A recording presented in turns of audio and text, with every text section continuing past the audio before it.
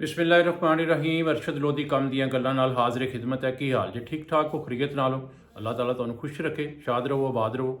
दोस्तों, एक गल अज मैं तुहानूं हज के हवाले नाल शेयर करनी सी कि पाकिस्तान की गौरमेंट पॉलिसी जिहड़ी है उहदे मुताबिक तकरीबन 80,000 बंदे ने गौरमेंट की पॉलिसी के मुताबिक हज वास्ते जाना। जिहड़ा टाइम है 12 तरीक नूं खत्म हो रहा है। अज 9 तरीक है, कल इतवार है, छुट्टी है, 2 दिन बाकी रह गए। लेकिन बड़ी बदकिस्मती है साड़ी कि इस वेले तक सिर्फ टोटल 20,000 बंदे ने जिहड़ियां ना दरखास्तां दित्तियां ने। इसकी वजह की है? गौरमेंट नूं थोड़ा जिहा गौर करनी चाहिए है कि यार की मामलात हो रहे हैं।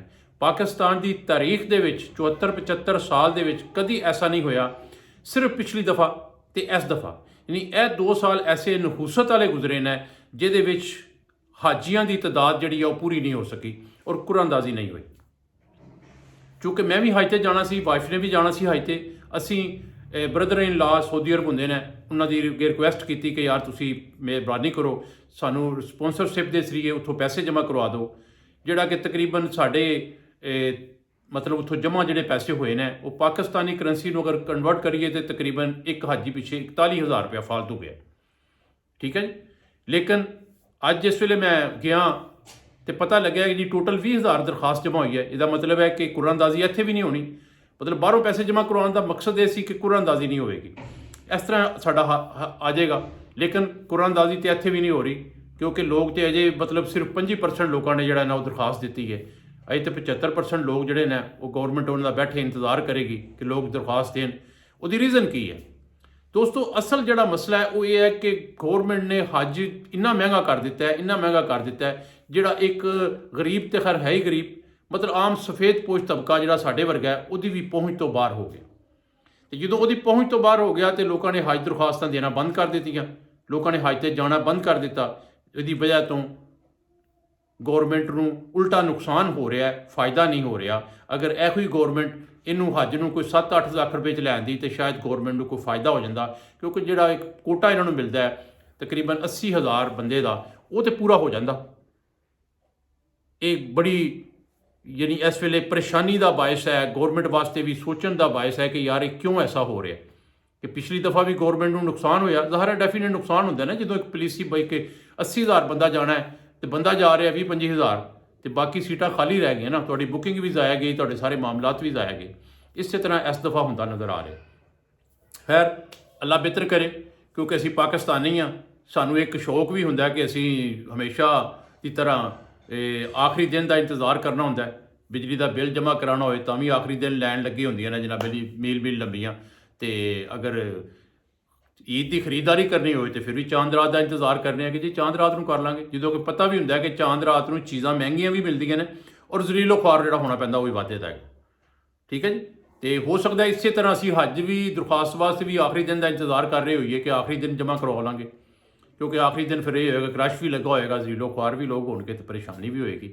तो दोस्तों, अगर किसी दोस्त ने हज वास्ते जाना है या अपने माँ बाप नूं, भैन भरा नूं, रिश्तेदारां नूं, तुअल्लक वाले नूं भेजना है तो बराए मेहरबानी फौरी जल्दी, यानी कल भी बैंक तकरीबन मेरा ख्याल है 10 बजे तो लग के कोई 2 बजे तक खुले होंगे।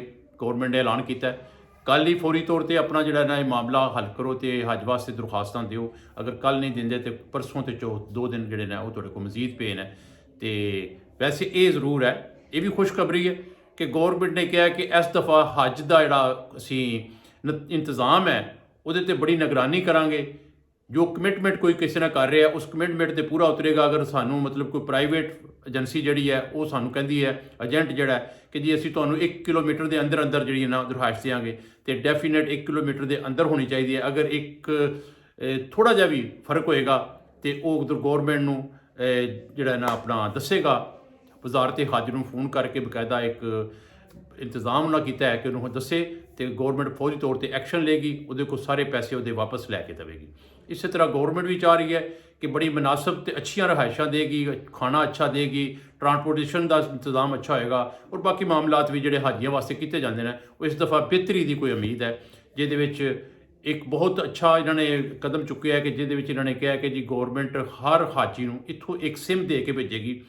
उस सिम के उत्ते तुसीं जिन्ने चाहो कॉल करो, जिन्ने चाहो व्हाट्सएप इस्तेमाल करो, सारे मामलात अपने घरां नाल गलबात करो ਤੇ ਉਹ ਪੈਕੇਜ ਪੂਰੇ 45 ਦਿਨ ਦਾ ਹੋਏਗਾ। ਠੀਕ ਹੈ ਜੀ, ਇਹ ਵੀ ਬਹੁਤ ਅੱਛੀ ਸਹੂਲਤ ਹੈ। ਦੂਸਰਾ ਇਹ ਕਿ ਕਹਿੰਦੇ ਨੇ ਕਿ ਰਿਹਾਇਸ਼ਾਂ ਅੱਛੀਆਂ ਹੋਣਗੀਆਂ, ਖਾਣਾ ਬਹੁਤ ਅੱਛਾ ਹੋਏਗਾ ਔਰ ਟਰਾਂਸਪੋਰਟੇਸ਼ਨ ਜਿਹੜੀ ਆ ਉਹ ਬਹੁਤ ਅੱਛੀ ਹੋਏਗੀ। ਕਿਉਂਕਿ ਇਸੇ ਵਾਸਤੇ ਹੀ गवर्नमेंट ने इस दफ़ा तकरीबन 8 महीने पहले दरख्वास्त ले लिया, लोगों को पैसे ले ले कि ताकि इंतजाम जोड़े ने वो एडवांस से किए जान ताकि वो कोई बचत हो सके।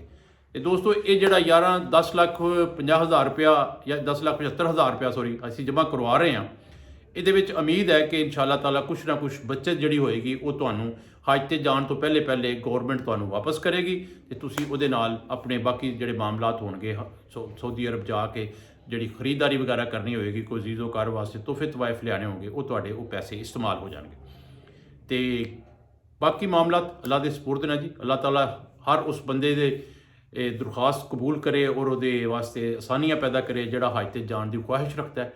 तो अगर गल समझ आई होए, पसंद आई होए तो लाइक करो, शेयर करो, सबसक्राइब कर चैनल शामिल हो जाओ। इंशाअल्लाह फिर कोई नवी इन्फॉर्मेशन आएगी फिर मैं तुहानू कॉल करांगा, फिर दसांगा। ओके, अल्लाह हाफिज़।